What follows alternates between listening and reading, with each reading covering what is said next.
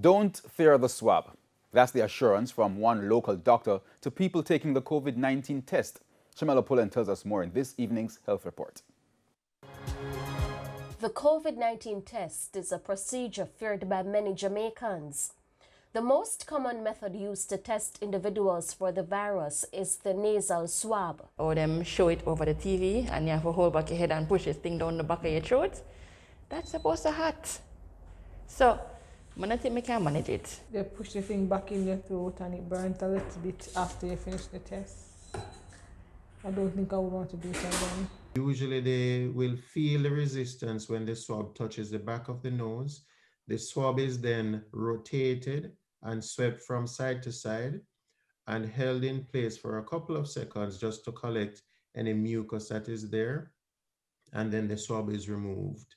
And then that is placed in the viral transport medium.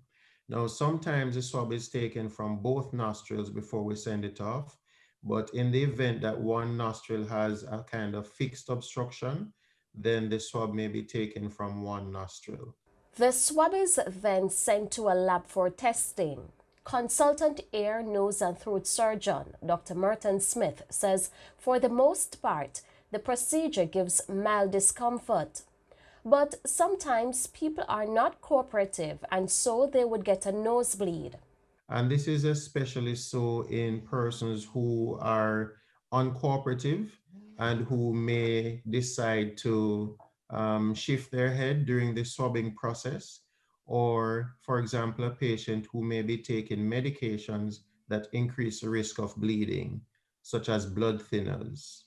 Also, patients who have a known bleeding disorder may be at increased risk of bleeding during the procedure. Over-the-counter medications can be given to reduce bleeding from the nose.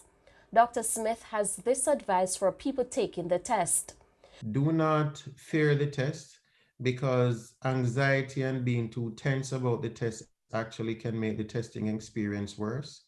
Understand that if you're being tested for a reason. Either you're getting tested so that you can travel as part of your screen, or you have symptoms, or you're going in for elective procedures or admission to hospital. And so you have to look at the greater good.